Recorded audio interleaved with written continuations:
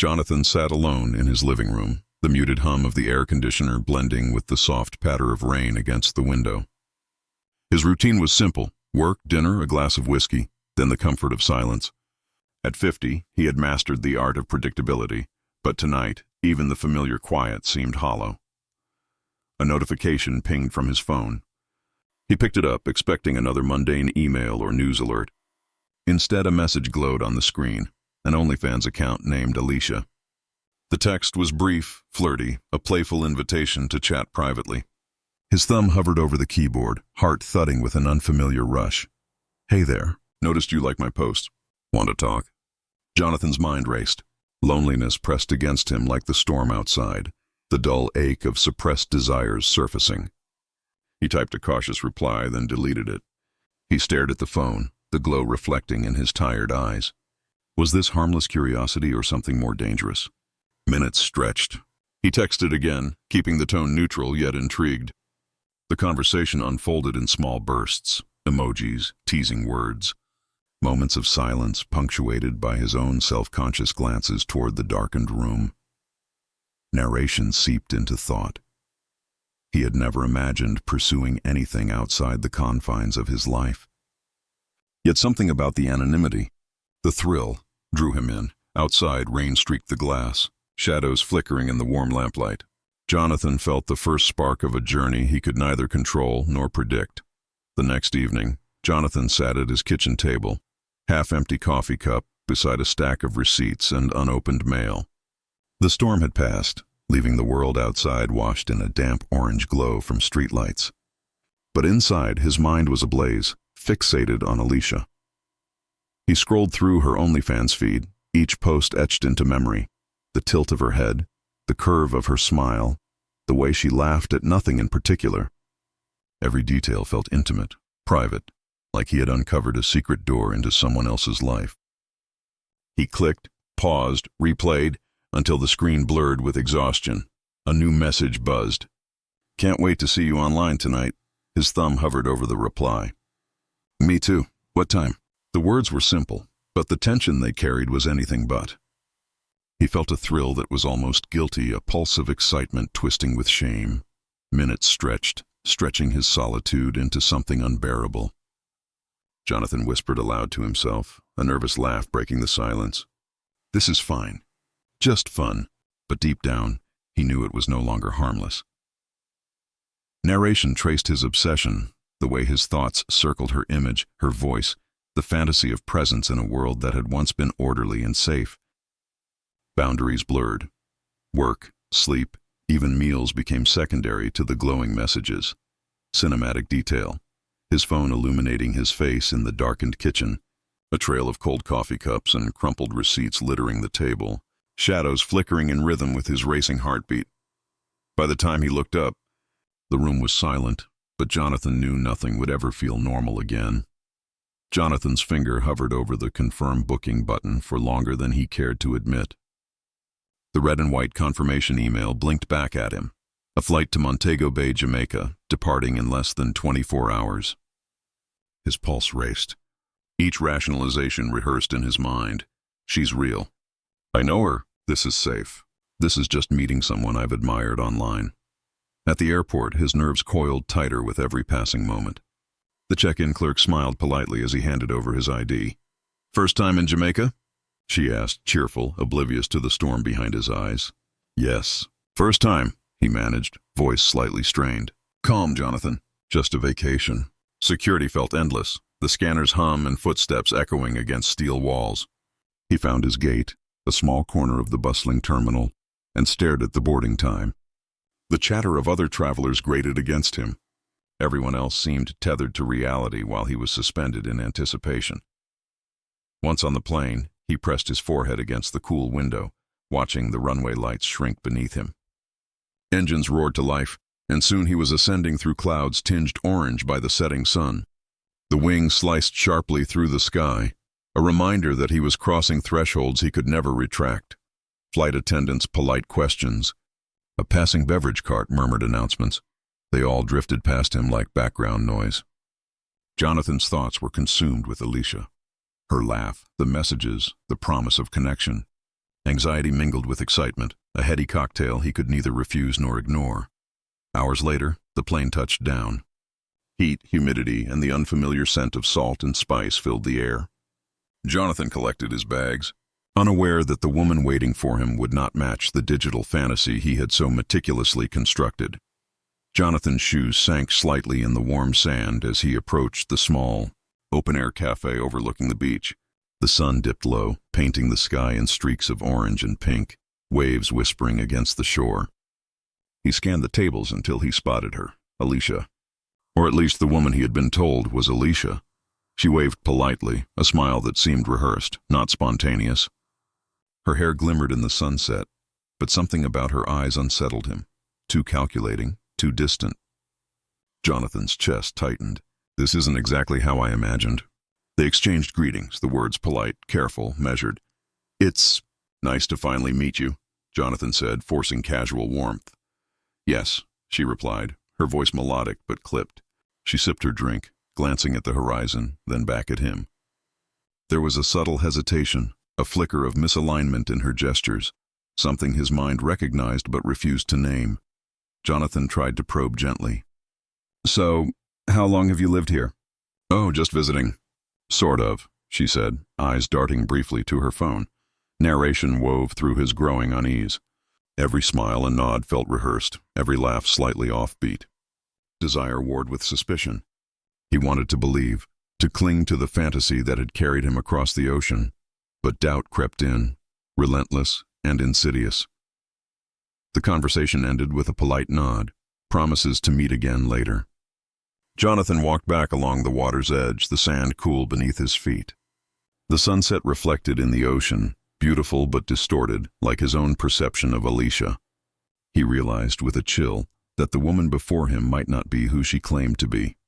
The night air hung thick with humidity as Jonathan followed Alicia down a narrow, dimly lit street lined with small cafes and glowing lanterns swaying in the breeze. The ocean's distant roar provided a soothing counterpoint to the tight knot in his chest. Yet every glance at her face made him question the reality he had imagined. "You seem different than your pictures," he said cautiously, trying to gauge a reaction. Alicia laughed softly, a sound both playful and sharp. "Is that so?" "Maybe you weren't looking closely enough," she replied, eyes glinting with amusement, then quickly looking away. Jonathan's pulse quickened. Each step, each word seemed to pull him deeper into a web he couldn't escape. She dodged every question about her life, her background, even small details about the account that had lured him across the ocean. Her evasions were subtle but deliberate. Narration explored his spiraling thoughts, part fascination, part fear. He recognized the manipulation, the teasing. She was controlling the pace, the narrative, the very reality he had trusted. He felt trapped, his desire and curiosity holding him captive even as his mind screamed that he had been lied to. A motorcycle roared past, its headlight briefly illuminating her profile and the shadows on the cracked pavement. Jonathan shivered, unsure if it was the night's chill or the growing sense of danger. "I just want to understand," he murmured. She tilted her head, smiling enigmatically. "Understanding ruins the fun, doesn't it?" The street felt smaller, the lanterns flickering as if mocking his uncertainty. He realized with a sinking dread that the Alicia he had traveled to meet was a stranger in every sense, yet his emotions refused to release him. The game had begun, and he was already a player. Jonathan returned to the hotel, the cool air-conditioned lobby a stark contrast to the tropical night outside. The keys jingled in his pocket as he ascended the peeling hallway, each step echoing ominously against the faded wallpaper. Something in his chest tightened, an uneasy mixture of anger, fear, and lingering desire. Alicia had seemed careless tonight, almost too careless. Small details gnawed at him. The ID she had shown earlier didn't match the photo online. Stories she had told of her childhood and work shifted slightly depending on the moment. Each contradiction made his mind reel. He found her leaning against the doorway of her room, casual, almost expectant. "Jonathan." "You're back early," she said, her voice smooth but carrying an undertone of mischief. He held up her ID.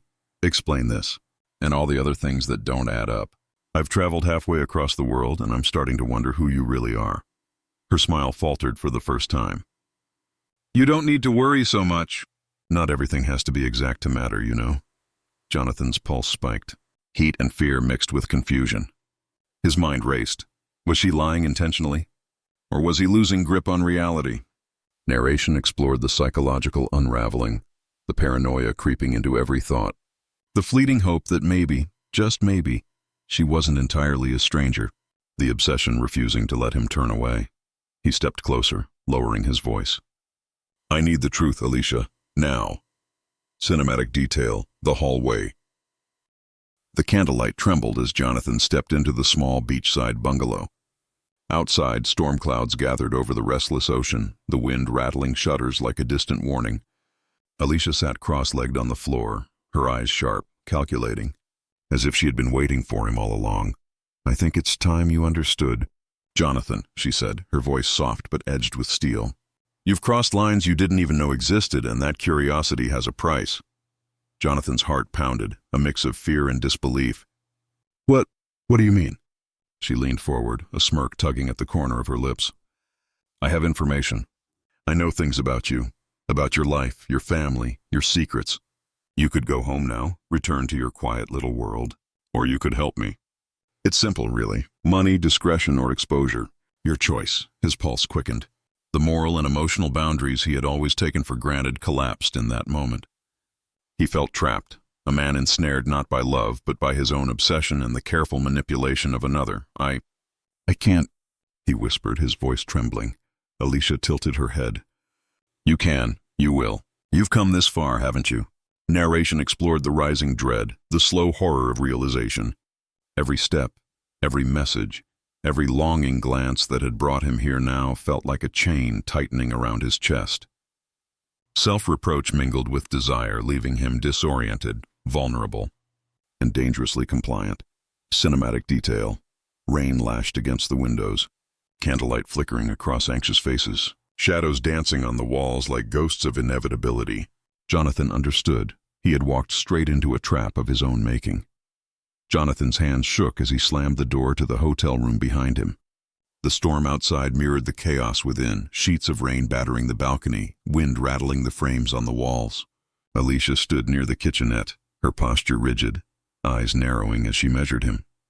You need to give me my money back, Jonathan said, voice rising, uneven. Or explain yourself. Right now, Alicia laughed, a sharp, brittle sound that cut through the thunder.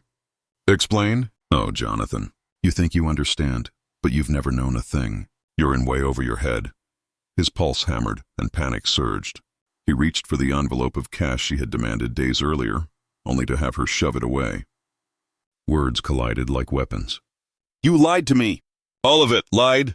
She hissed, stepping closer. You wanted this. You wanted me. Don't act innocent now. Hands flailed, fingers grasping, pushing. The room became a storm of motion. A lamp tipped. Glass shattered across the carpet. Furniture overturned in desperate attempts to control space.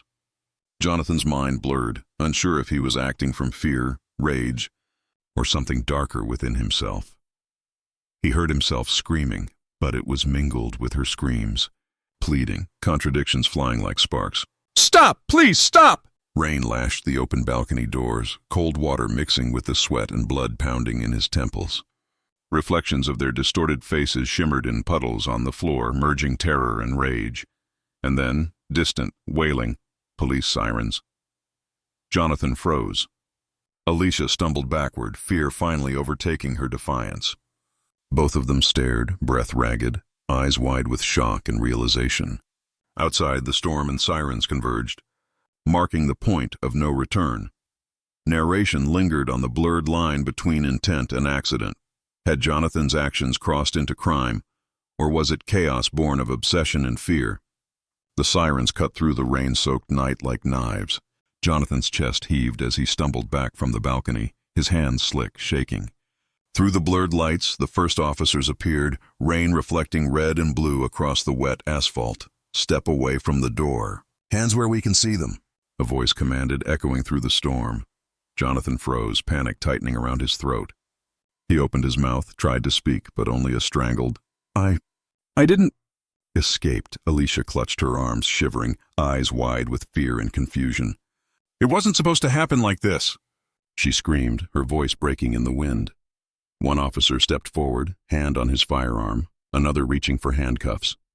Jonathan's mind raced, fragmented thoughts colliding, obsession, betrayal. And now the weight of inevitable consequences pressing down. "Sir, you're under arrest for assault and possible aggravated charges. Anything you say can and will be used against you." The officer read. Jonathan's voice cracked as he tried to explain, words tumbling in a mixture of apology and self-justification. "I didn't want, she made me," but the officers didn't wait for explanations. Cold metal encircled his wrists, clinking sharply under the streetlights. He was led into the back of a squad car, rain drenching him, water mixing with sweat and the residue of shattered glass and terror. Narration traced his spiraling guilt. The obsession that once felt thrilling had metastasized into ruin, leaving nothing but cold regret. Hours later, alone in a holding cell, the fluorescent light harsh against the cement walls, Jonathan sat slumped on the bench. Silence wrapped around him, heavier than the storm outside. Finally, the reality sank in. His choices, his actions, his obsession had led him here. There was no undoing the night's chaos. The courtroom buzzed with murmurs and camera clicks, a gallery packed with curiosity and judgment. Jonathan sat rigid, hands cuffed in front, eyes fixed on the polished wood of the judge's bench. Reporters whispered in clusters, pens scratching furiously, phones held high to capture every expression. The prosecution opened with a damning narrative. A 50-year-old man consumed by obsession, traveling across continents, invading privacy, and committing acts that escalated into violence. Friends and family were called to the stand, their voices trembling between fear and sorrow. "He changed," one testified. "He wasn't the same man anymore. It was like he was someone else entirely." Jonathan's defense attorney pressed for context, loneliness, manipulation, deceit. But the courtroom air thickened with tension. The cross-examinations were surgical, exposing contradictions in Jonathan's testimony, the instability of his obsession, and the dangerous line between infatuation and control. Dialogue punctuated the narration. "I never intended," Jonathan began, voice cracking. "Obsession doesn't justify," the prosecutor interjected sharply. "Your Honor, he chased a fantasy that became a nightmare," a family friend added. Eyes glistening, narration wove between testimony, media frenzy, and Jonathan's own fragmented perception. Was he a victim of manipulation or the architect of his downfall? Every flash of the camera, every note scribbled in notebooks of journalists, felt like a public dissection of his psyche. Cinematic visuals emphasized the human cost, close-ups of tearful faces, hands clutching legal pads, the flicker of security cameras, and Jonathan's reflection in the polished courtroom floor. The day ended with the judge pausing, eyes sweeping the room, leaving silence pregnant with anticipation. Outside, the press chattered, but inside Jonathan's mind, a heavier verdict loomed, one that extended beyond law, the irrevocable fracture of his life and reputation. Jonathan sat on the narrow cot, the cold metal frame pressing into his back. The cell smelled of damp concrete and disinfectant, peeling paint curling at the corners like the pages of a forgotten diary. Outside, the corridors echoed with the shuffle of boots and distant clanging of doors. He traced the lines of the walls with his eyes, imagining the freedom beyond, knowing it was gone, not by law alone, but by his own choices. His phone lay silent beside him. A single call from a relative earlier had ended with stammered apologies and half-hearted reassurances. "I just wish you'd seen the signs," his niece had whispered before the line went dead. His internal monologue twisted through memory and regret. The late-night texts, the flights booked in a fever of obsession, the escalating confrontation in that dim hotel room. Each act, once rationalized as pursuit of desire, now loomed as proof of his undoing. Narration reflected the collision of obsession and reality. Alicia's social media profile flickered in his memory, smiling, frozen, untouchable. What had seemed playful or alluring now felt like a phantom, mocking him through the lens of his own delusions. He replayed her evasions, her laughter, the moments he mistook manipulation for intimacy. Cinematic visuals haunted him, empty streets in his neighborhood, the flickering hallway light in the apartment he no longer controlled, shadows stretching across peeling paint, and the faint echo of sirens in the distance. He whispered to no one. a confession and a warning entwined. I thought desire would bring me closer, but it only built the walls that trapped me. Silence answered. Outside, life continued, indifferent, leaving him alone with his choices and the unrelenting gravity of obsession.